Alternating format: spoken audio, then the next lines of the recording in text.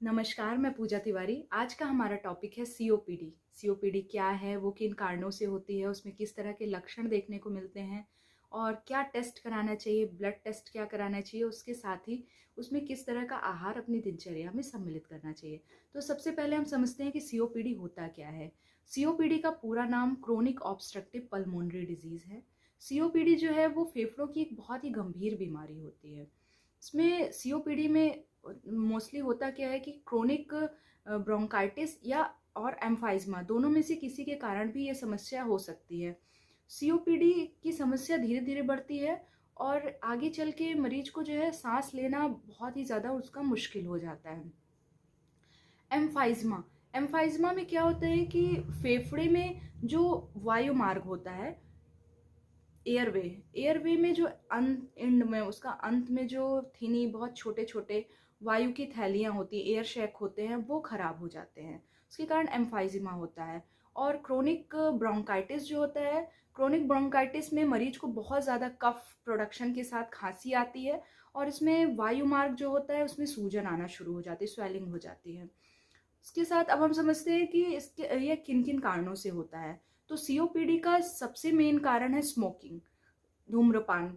लेकिन हर धूम्रपान करने वाले को सीओपीडी नहीं होता, लेकिन धूम्रपान एक बहुत बड़ा सीओपीडी का कारण है। उसके साथ ही जैसे धूम्रपान के कारण जो धुआं निकलता है उससे भी सीओपीडी की समस्या हो जाती है। उसके साथ ही 65 ईयर 65 साल के ऊपर के लोगों को ये समस्या देखने को मिल सकती है। कारण वायु प्रदूषण के कारण भी ये प्रॉब्लम हो सकती है, या फिर जो लोग ऐसे इन्वायरमेंट में काम कर रहे हैं जहाँ पे पोल्यूशन बहुत ज़्यादा है, कुछ फैक्ट्रीज हैं जिसमें काम कर रहे हैं, उसके कारण भी उनको सीओपीडी की प्रॉब्लम हो सकती है। इसके साथ ही जो जिन बच्चों को बचपन से ही ब्रीथिंग डिफ़िकल्टी है, उनको आगे चल के ये समस्या हो सकती है। अब इनके लक्षणों को हम समझते हैं, तो इसमें किस तरह के लक्षण देखने को मिलते हैं। तो सीओपीडी के जो पेशेंट होते हैं उनको सांस लेने में बहुत ज़्यादा तकलीफ होती है, घबराहट होती है। अपना डेली रूटीन का जो काम होता है वो करने में भी उनकी सांस फूलने लगती है। थोड़ा सा काम करते हैं तो उनकी सांस भर आती है, जैसे पैदल चलना या सीढ़ी चढ़ने में भी उनको उनकी सांस भर आती है। और इसके साथ इनको बलगम वाली जो खांसी होती है वो बहुत लंबे समय से बनी रहती है। इस तरह के जो लक्षण होते हैं वो सीओपीडी के पेशेंट को देखने को मिलते हैं। अब हम समझते हैं कि इसमें किस तरह की जांचें करानी चाहिए। तो सीओपीडी के लिए हम सबसे पहले पल्स ऑक्सीमेट्री टेस्ट करा सकते हैं। उसमें हम देख सकते हैं कि ब्लड में ऑक्सीजन की मात्रा कितनी है। उसके साथ एबीजी टेस्ट होता है, आर्टरी ब्लड गैस का टेस्ट किया जाता है, जिसमें हम ऑक्सीजन और कार्बन डाइऑक्साइड दोनों का लेवल देखते हैं कि ब्लड में कितना है। उसके साथ ही पेशेंट का चेस्ट एक्सरे कराया जाता है। चेस्ट एक्सरे के द्वारा हम ये जांच करते हैं कि सीओपीडी के बाद मरीज के चेस्ट में क्या क्या परिवर्तन देखने को मिला है। इसके साथ हम ईसीजी कराते हैं, ईसीजी इलेक्ट्रोकार्डियोग्राम, ईसीजी का फुल फॉर्म होता है। और इसके द्वारा हम ये जांच करते हैं कि हार्ट जो है वो सही तरीके से काम कर रहा है कि नहीं, हृदय में कोई प्रॉब्लम तो नहीं हुई। इसकी जांच के लिए ईसीजी का टेस्ट किया जाता है। अब हम समझते हैं कि इसमें सीओपीडी के जो मरीज होते हैं उनको आहार में किन चीज़ों का सेवन करना चाहिए। तो सीओपीडी के जो पेशेंट होते हैं उनकी डाइट में high protein, high fat, low carb, इसके साथ ही एंटीऑक्सीडेंट और पोटेशियम रिच डाइट जो है वो सीओपीडी के पेशेंट को दी जाती है। हाई प्रोटीन डाइट में आप प्रोटीन के लिए आप इनको जैसे मिल्क एंड मिल्क प्रोडक्ट जो होते हैं वो कफ प्रोडक्शन का बहुत बड़ा कारण है। जैसे दूध, दही हम इसको ना दे के इनको सोया, जैसे सोया मिल्क आप दे सकते हैं, सोया चंक्स आते हैं, सोया की बड़ी यूज़ कर सकते हैं। ड्राई फ्रूट्स में बादाम, अखरोट, ये सब जो है ये प्रोटीन के बहुत अच्छे सोर्स हैं। नट्स जो हैं इनको आप यूज़ कर सकते हैं, साबुत अनाज हैं, स्प्राउट्स हैं, इनको बॉयल करके अच्छे से हम ये प्रोटीन के लिए हम इन चीज़ों का यूज़ अपने डाइट में कर सकते हैं। उसके साथ ही फ़ैट में हमको हेल्दी फ़ैट का यूज़ करना है। जैसे आप ऑलिव ऑयल का यूज़ कर सकते हैं, कोकोनट ऑयल का यूज़ किया जा सकता है। उसके साथ ही आप मस्टर्ड ऑयल का यूज़ कर सकते हैं। घी का यूज़ थोड़ा सा आपको अपने डाइट में कम करना है। इसके साथ ही एंटीऑक्सीडेंट रिच डाइट लेना है, क्योंकि आपका इम्यून सिस्टम बड़ा ठीक रहे, ये बहुत ज़्यादा ज़रूरी है। तो पोटेशियम का इनटेक बहुत ज़रूरी होता है, क्योंकि हम जो है सीओपीडी के पेशेंट को सोडियम की मात्रा कम देते हैं। सोडियम अगर हम उनको ज़्यादा देंगे तो उनके शरीर में, फेफड़ों में पानी का जमाव हो सकता है, तो इसलिए सोडियम की मात्रा कम दी जाती है। और हम पोटेशियम का लेवल इंक्रीज करते हैं। तो पोटेशियम में आप इनको जैसे आप बादाम, इसके साथ अखरोट आप यूज़ कर सकते हैं, किशमिश यूज़ कर सकते हैं, हरी सब्जियां जो होती हैं, साबुत अनाज, ये सब आप पोटेशियम के लिए, ब्रोकली वगैरह, ये सब बहुत अच्छे सोर्सेज हैं, इनको आप यूज़ कर सकते हैं। बनाना भी पोटेशियम का बहुत अच्छा सोर्स है, लेकिन बनाना के यूज़ के बाद कई बार पेशेंट को कफ का प्रोडक्शन ज़्यादा हो जाता है। तो इसलिए आप चाहें तो आपको ये बात ध्यान रखना है कि कौन सा फूड लेने के बाद आपको कफ का फॉर्मेशन ज़्यादा होता है। तो उस चीज़ को, उस डाइट को, उस खाने को आप अपने डाइट में मत लीजिए, उससे आप परहेज करिए। ठीक है, इस बात का विशेष रूप से ध्यान रखिए। अब हम समझते हैं कि इसमें किन चीज़ों को आपको नहीं खाना है। तो आपको अपने खाने में तली भुनी चीज़ें नहीं लेनी है, फास्ट फूड नहीं लेना है, पिज़्ज़ा, बर्गर, बाहर का बना हुआ कोई भी चीज़ नहीं लेना है, पूरी पराठे नहीं खाने हैं, स्मोकिंग नहीं करना है, सबसे पहले धूम्रपान बिल्कुल नहीं करना है, अल्कोहल का यूज़ ना करें, और करना है तो अपने डॉक्टर से सलाह लेकर ही करें आप। कैफ़ीन का उपयोग आप ज़्यादा ना करें। उसके साथ ही अपने डाइट में आपको सिंपल कार्ब नहीं लेना है। सिंपल कार्ब में जैसे आप चावल, आलू, मैदा, सफ़ेद ब्रेड जो होता है, ये सब चीज़ें जो हैं वो सिंपल कार्ब होती है, जिनको खाने के बाद आपको, ये जो है, इनको खाने के बाद शरीर में कार्बन डाइऑक्साइड की मात्रा बढ़ जाती है और सीओपीडी के पेशेंट को ब्रीथिंग डिफ़िकल्टी हो सकती है। इसलिए सिंपल कार्ब लेना मना किया जाता है। जिन चीज़ों में रेशे ज़्यादा हैं, फाइबर रिच हैं, उनको अपने आहार में आपको सम्मिलित करना है। हरी सब्जियां, हरी सलाद, साबुत अनाज, फल, ये आप अपने आहार में सम्मिलित कर सकते हैं। इन सब बातों का आपको विशेष रूप से ध्यान देना है। खाना थोड़ा थोड़ा करके कई बार खाना है, तनाव दबाव से मुक्त रहना है।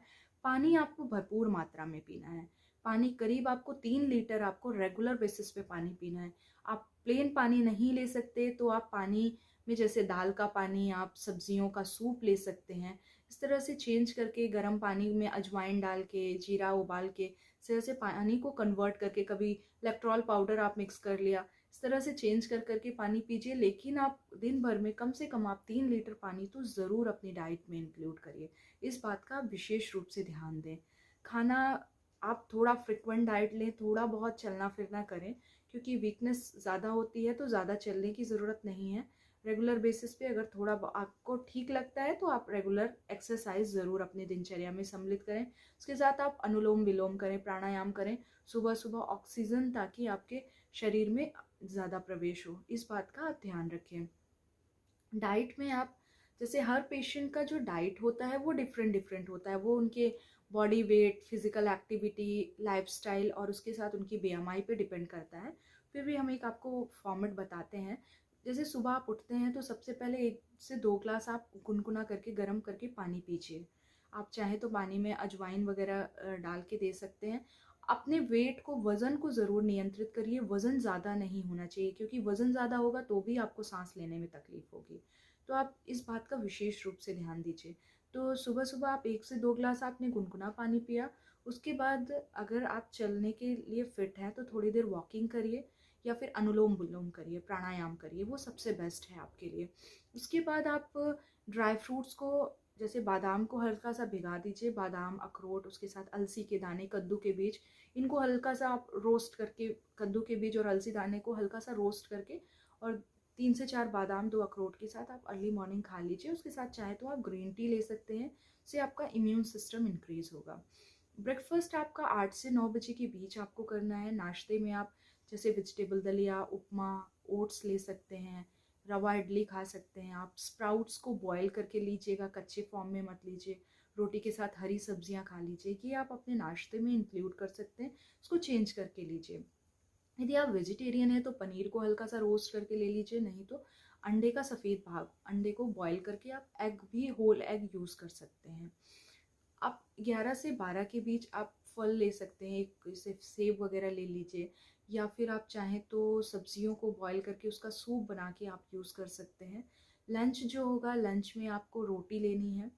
रोटी आप चाहें तो मल्टीग्रेन आटे की प्रेफर करिए। रोटी, सब्जी, दाल लीजिए आप।